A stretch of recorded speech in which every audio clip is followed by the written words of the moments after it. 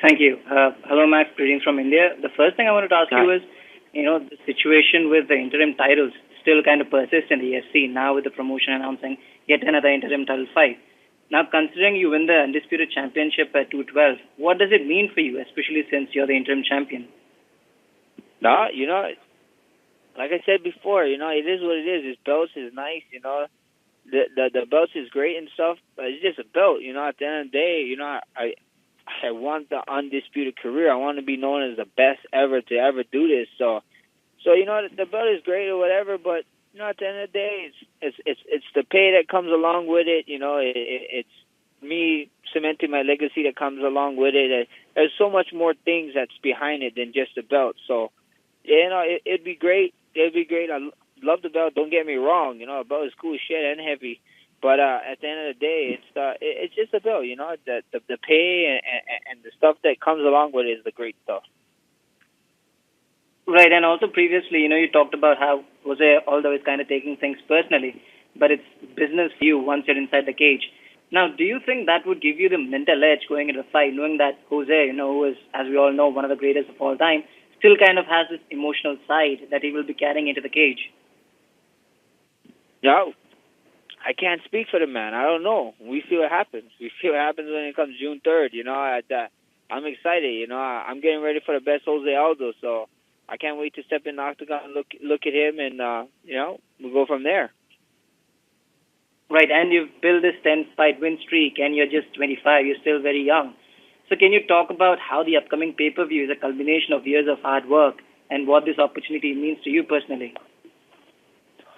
Oh man, this means a lot, It means a lot, to headline a card and a pay-per-view card and whatnot, and to do it in this guy's hometown, and potentially having the undisputed title is great. So I can't wait, man. It's been a lot of hard work, a lot of sacrifice, a lot of just trials and tribulations, and it's just great, man. It's been a road, but you can't step back and smell the flowers just yet. That's just it's always one foot at a time, and I'm not looking too far back. I'm not looking too far forward.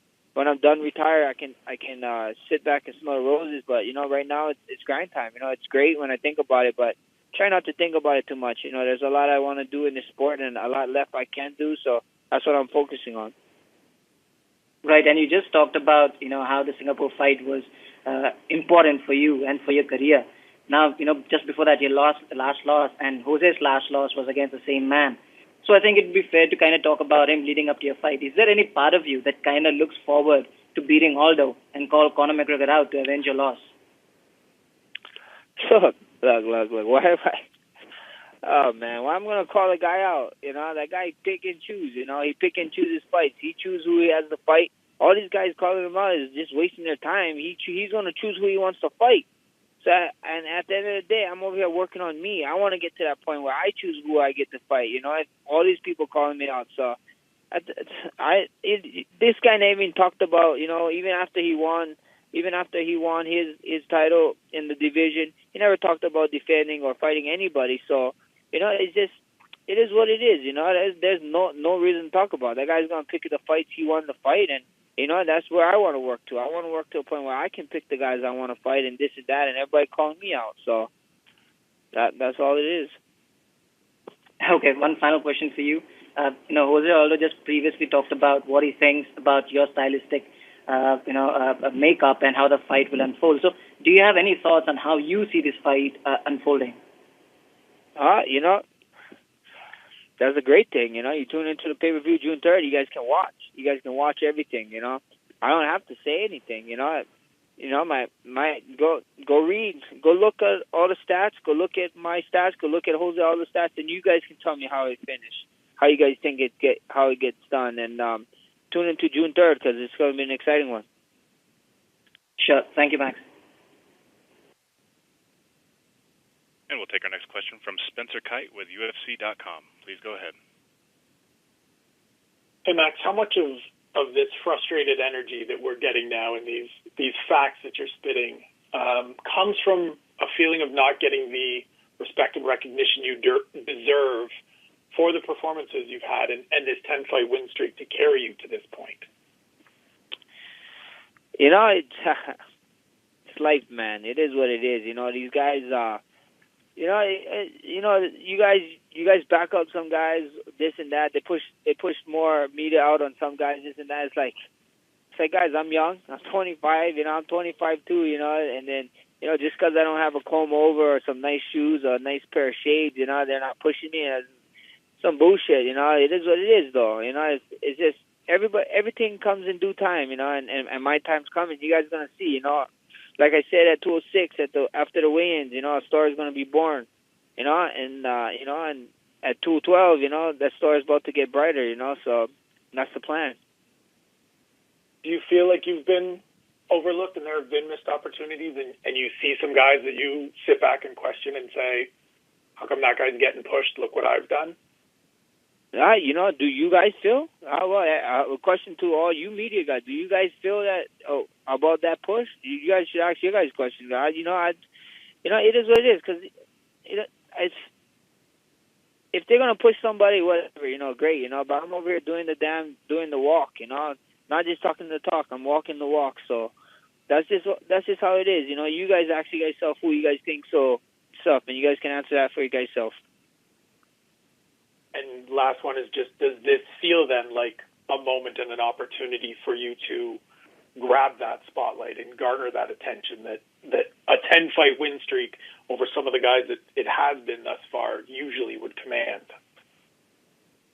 Yeah, for sure. You know, this is the biggest fight of my life. You know, every time your next fight is the biggest fight, and this is the biggest fight. You know, against, you know, one of the greatest guys to ever do it in our division. So, you know, I'm taking full control of this opportunity. You know, I'm in control of everything that I can control. And June 3rd, you know, you guys get to go out there and see what I've been doing for the last couple of weeks, and it should be great. You know, it's opportunity and it's timing. You know, the timing wasn't 6 fights ago, 5 fights ago. You know, I guess the timing is now, and I got to take full advantage of it. Appreciate it. Thanks.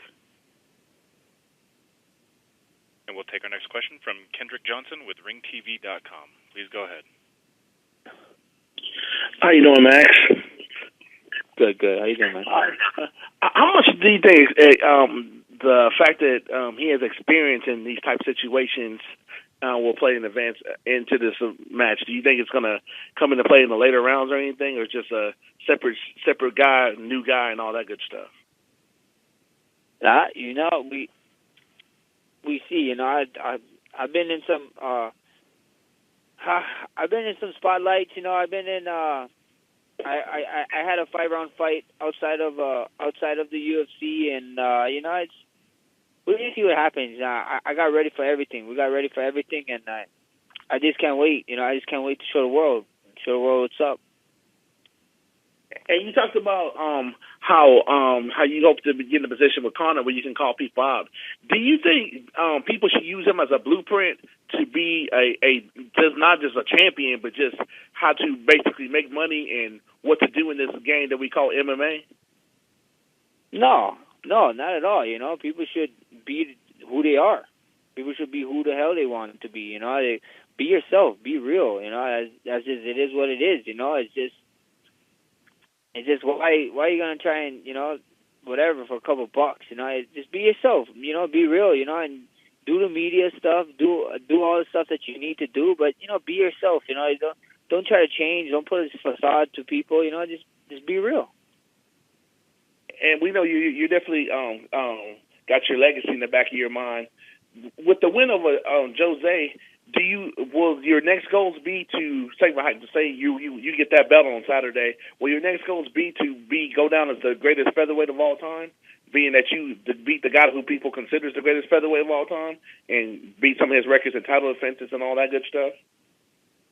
I don't know. You know, we see. You know, it's just we see what happens. You know, man. I'm just going in there, and we just gotta figure out. I'm going out there to just fight. You know, fight and, you know, bring what I worked on and show you guys what I worked on. You know, it's just, who knows? You know, who knows? You can't be saying that. That's like MMA. That's like fighting stuff, because this guy beat this guy, and that guy beat that guy. You know, he he cemented. You know, he's one more in my legacy. You know, one more in my legacy. You know, people keep talking about, oh, that guy beat that guy, that's why he can't beat that guy. No, you know, every fight is different. Every fighter is different, and you gotta actually go against the person. You know, but I definitely would take a right step in where I want to go. You know, over a win with Aldo, and I'll take a big step actually in the right way. So I just can't wait for the opportunity.